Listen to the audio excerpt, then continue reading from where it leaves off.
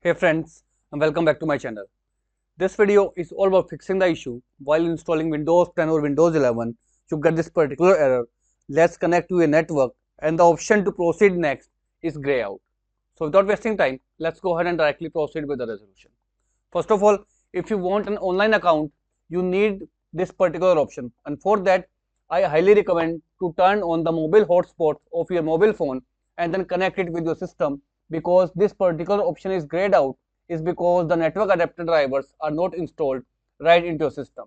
So make sure if you want an online account, you need to use your mobile phone hotspot. Else, simply at this point of time, you need to press the Shift plus F10 key, and this will open this particular CMD window right in front of you. Now in this CMD, you need to type in a simple command, which is start space ms minus -cxh colon local only, and then hit the enter key. So go ahead and create a username. Type in any password if you want, else proceed by clicking on the next option.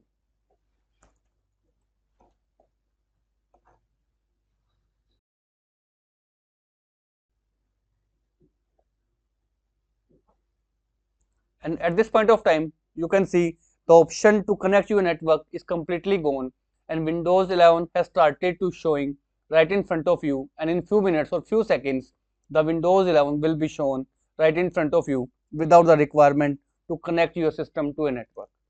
So this is all about it, friends.